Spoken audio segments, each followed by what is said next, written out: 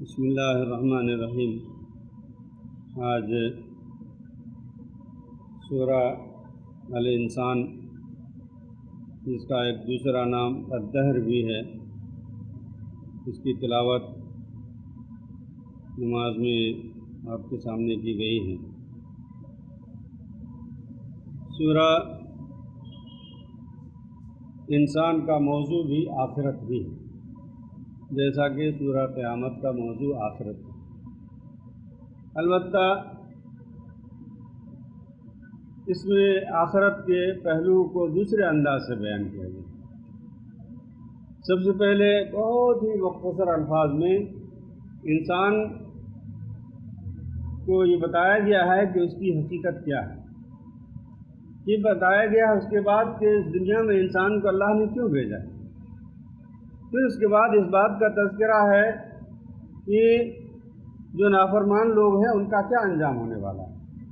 پھر اس کے بعد تفصیل کے ساتھ ترغیبی انداز میں جنت کا نقشہ کھینچا گیا ہے اور اہل جنت کی خصوصیات کو بیان کیا گیا ہے۔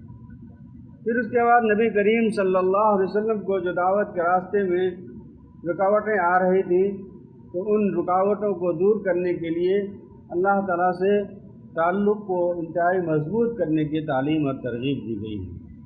پھر آخر میں جو نافرمان لوگ ہیں ان کا تذکرہ کیا گیا ہے کہ وہ لوگ جو نافرمان ہیں وہ نافرمانی کیوں کرتے ہیں۔ وہ اس لیے کرتے ہیں کہ آخرت کا انکار کرتے ہیں اور دنیا کی زندگی کو ترجیح دیتے ہیں۔ اس کے بعد اللہ تبارک تعالیٰ نے یہ بھی فرمایا ہے کہ اس دنیا میں ہدایت کا اور گمراہی کا جو قانون ہے، اس میں ہدایت اگر مل سکتی ہے تو اللہ کی توفیق سے مل سکتی ہے۔ لہذا انسان کو چاہیے کہ اللہ تعالیٰ سے توفیق طلب کرے ہدایت کے لیے، تاکہ اس کو ہدایت نصیب ہو۔ تو من جملہ طور پر یہ باتیں ہیں جو اس سورہ کے اندر اللہ تعالیٰ نے بیان فرمائی ہیں۔ آئیے ہم اس سورہ کے ترجمے پر غور کرتے ہوئے آگے بڑھتے ہیں۔ اللہ تعالیٰ نے فرمایا، کیا انسان پر لامتناہی زمانے کا ایک ایسا وقت بھی گزرا ہے جب وہ کوئی قابل ذکر چیز نہ تھا۔ کس طرح سے وہ قابل ذکر نہیں تھا، اس کا تذکرہ آگے فرمایا کہ ہم نے انسان کو ایک مخلوط نطفے سے پیدا کیا۔ ایک مخلوط نطفہ، پانی کا حقیر نطفہ، میں ماء مہین کہا گیا ہے۔ حقیر پانی سے انسان کی پیدائش ہوئی ہے۔ پھر انسان جب اس دنیا میں آتا ہے، بڑا ہوتا ہے، عقل اور شعور اللہ تعالیٰ کی طرف سے ملتا ہے، تو اس پر شکر گزار ہونے کے بجائے ناشکری کا راستہ اختیار کرتا ہے۔ اور سب سے بڑی ناشکری کیا ہے؟ اللہ تعالیٰ کا انکار کر دینا، یا اللہ کے ساتھ دوسروں کو شریک اور ساتھی ٹھہرانا ہے۔ اس روش پر انسان چلنے لگتا ہے۔ تو انسان کو اللہ نے پانی کے ایک مخلوط نطفے سے کیوں پیدا کیا ہے، اس کو آگے بیان فرمایا تاکہ اس کا امتحان لیں، اور اس غرض کے لیے ہم نے اسے سننے والا اور دیکھنے والا بنایا۔ یعنی سننے کی طاقت بھی دی ہے کہ حق اور باطل کی باتوں کو سن سکے، اور آنکھیں بھی دی ہے کہ اپنی آنکھوں سے اور اپنے دماغ سے اس چیزوں کی سچائی کو اور حقیقت کو وہ دیکھ سکے اور اس کو پرکھ سکے اور اس کو سمجھ سکے۔ اس غرض کے لیے ہم نے انسان کو، اس امتحان کے لیے ہم نے انسان کو اس دنیا میں پیدا کیا ہے۔ اس کے بعد بتایا کہ ہم نے انسان کو دونوں راستے دکھا دیے۔ شکر گزاری کا بھی راستہ ہم نے دکھا دیا انسان کو، اور ناشکری کا بھی۔ اب جو چاہے شکر گزار بنے یا ناشکرہ بن جائے، اللہ کا انکار کر بیٹھے یا اللہ کے ساتھ دوسروں کو شریک اور سازی ٹھہرانے لگے، یہ اختیار انسان کو دیا گیا ہے۔ اس کے بعد اللہ تبارک تعالیٰ نے ان لوگوں کے انجام کو بیان فرما دیا جو ناشکری کرنے والے ہیں، جو اللہ کا انکار کرنے والے ہیں۔ ان کے بارے میں فرمایا کہ کفر کرنے والوں کے لیے ہم نے زنجیریں اور توق اور بھڑکتی ہوئی آگ مہیا کر رکھی ہے۔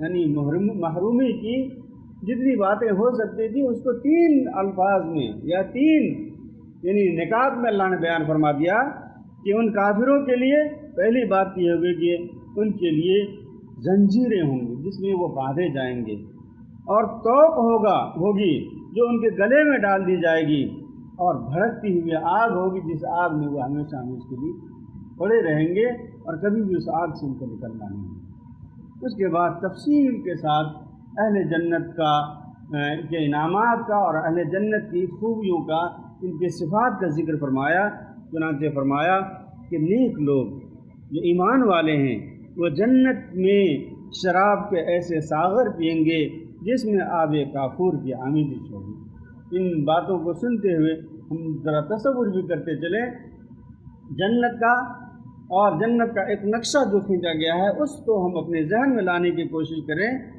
कि कैसी जन्नत होगी जिसमें अल्लाह ताला अपने ईमान वाले बंदों को दाखिल फरमाएगा। फरमाया कि नेक लोग जन्नत में शराब के ऐसे सागर पिएंगे जिनमें आब काफूर की आमिज़ होगी।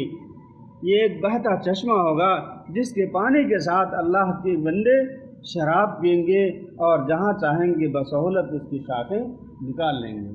जहाँ अहले जन्नत चाहेंगे उनको पानी की सारी चीज़ें पीने की मुहैया हो जाएंगी। उसके बाद फरमाया कि ये अहले जन्नत इनको खूबियाँ क्या हैं, इनकी सिफ़ात क्या हैं। इनकी सिफ़ात ये हैं कि वो लोग होंगे जो दुनिया में अपनी नज़र पूरी करते हैं और उस दिन से डरते हैं जिसकी आफत हर तरफ फैली हुई है। इंसान ने सबसे बड़ी नज़र क्या मानी है, वो ये है अल्लाह ताला ने पूछा कि अलस्तु बिरब्बिकुम, क्या मैं तुम्हारा रब नहीं हूँ? तो इंसान ने कहा क्यों नहीं, आप हमारे रब हैं। ये नज़र है, ये कसम है जो इंसान ने अल्लाह ताला ने इंसान से आलम अरवाह में लिया, और जो लोग ईमान वाले हैं वो गया कि इस नज़र को पूरी करते हैं और आखिरत में उस दिन से डरते हैं जिसकी आफत हर तरफ फैली हुई होगी। उसके बाद फरमाया और अल्लाह की मोहब्बत में मिस्कीन और यतीम और कैदी को खाना खिलाते हैं। ये गोया कि सिफ़ात हैं जो उन जन्नतियों की हैं। आगे फरमाया कि जो इनको खिलाते हैं तो वो क्यों, क्या दुनियावी गरज से नहीं, बल्कि वो ये कहते हैं कि हम तुम्हें सिर्फ अल्लाह की खातिर खिला रहे हैं, हम तुमसे न कोई बदला चाहते हैं और न शुक्रिया के हम तालिब हैं, बल्कि हमें तो अपने रब से उस दिन के अजाब का खौफ लाहिक है जो सख्त मुसीबत का इंतहाई तवील दिन होगा।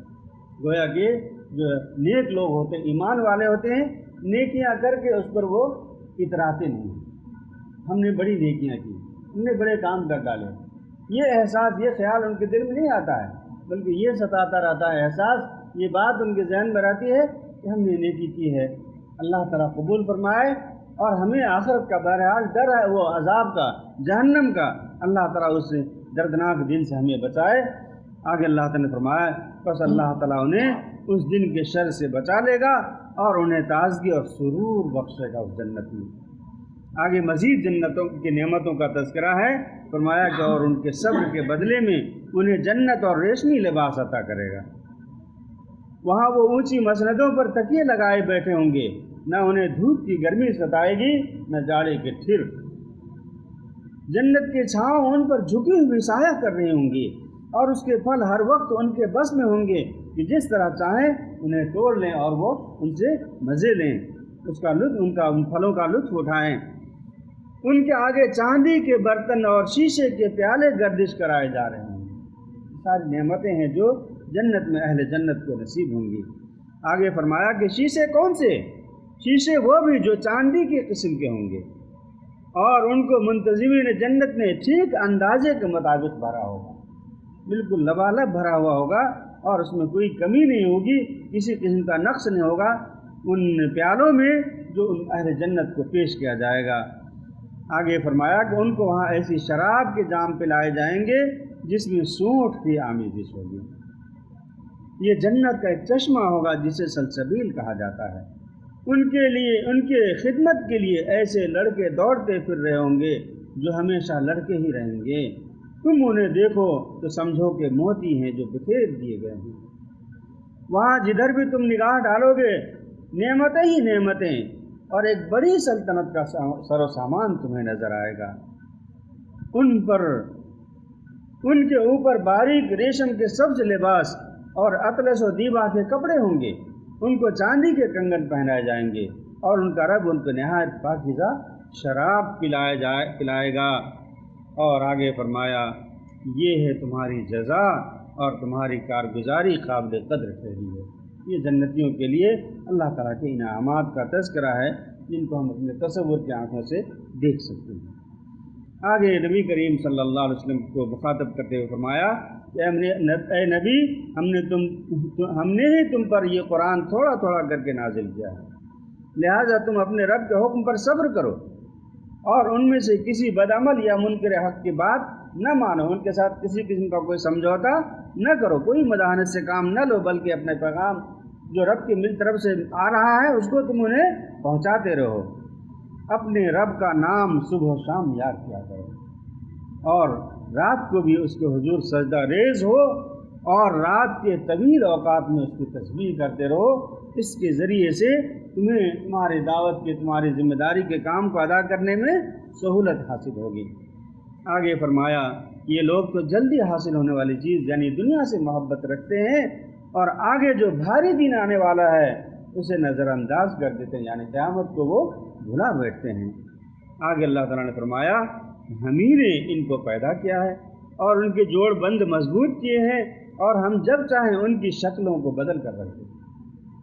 یہ جو نعمتیں انہیں حاصل ہیں یہ سمجھتے کہ ہماری اپنی عقل، اپنی دماغ، اپنی صلاحیتوں سے نہیں، ساری چیزیں اللہ کی طرف سے عطا کرتا ہے۔ اللہ تعالیٰ جب چاہے گا ان کی شکلوں کو بدل دے گا، اور تاریخ میں ایسے واقعات ہیں کہ نافرمانوں کی شکلوں کو اللہ تعالیٰ نے بدل دیا، تبدیل کر دیا، ان کو سور بنا دیا، ان کو بندر بنا دیا اور ان کو ذلت کا عذاب ان کے اوپر اللہ تعالیٰ نے بھیج دیا۔ یہ تاریخ میں یہ باتیں ثبت ہیں اور یہ گواہ ہیں یہ باتیں۔ آگے اللہ تعالیٰ نے فرمایا قرآن مجید کے بارے میں کہ یہ قرآن تو ایک نصیحت ہے، اب جس کا جی چاہے اپنے رب کی طرف جانے کا راستہ اختیار کر لے۔ جو اس نصیحت کو قبول کرے گا گویا کہ رب کی طرف جانے کا راستہ اس کو مل جائے گا اور وہ راستہ انہیں جنت تک لے جائے گا۔ اور آگے اللہ تعالیٰ نے فرمایا کہ اور تمہارے چاہنے سے کچھ نہیں ہوتا جب تک کہ اللہ نہ چاہے۔ یقیناً اللہ بڑا علیم و حکیم ہے، رب کا راستہ انہیں ملتا ہے جن کو اللہ تعالیٰ دینا چاہتا ہے۔ اور آگے فرمایا آخری آیت میں کہ اپنی رحمت میں اللہ تعالیٰ جس کو چاہتا ہے داخل کرتا ہے اور ظالموں کے لیے اس نے دردناک عذاب تیار کر رکھا ہے۔ یہ نقشہ ہے جو اس سورہ میں اللہ تبارک تعالیٰ نے اہل دوزخ کا بہت ہی اختصار کے ساتھ اور جنتیوں کا بڑی تفصیل کے ساتھ بیان فرمایا ہے۔ اللہ تعالیٰ سے دعا ہے کہ اللہ تبارک تعالیٰ ہمیں اور آپ کو شکر گزار بندہ بنائے، شکر گزاری کے راستے پر قائم رکھے اور کفر سے اور ناشکری سے اور نافرمانی سے اللہ تعالیٰ بچائے کہ اس کا انجام بہت ہی بھیانک ہے۔ اور اس دنیا میں اللہ تعالیٰ ہمیں عزت کی زندگی نصیب فرمائے اور آخرت میں بھی اللہ تعالیٰ ہمیں عزت کا مقام اور جنت الفردوس نصیب فرمائے، آمین۔ ربنا تقبل منا انک انت السمیع العلیم وتب علینا انک انت التواب الرحیم وآخر دعوانا الحمد للہ رب العالمین۔ والسلام علیکم ورحمۃ اللہ وبرکاتہ۔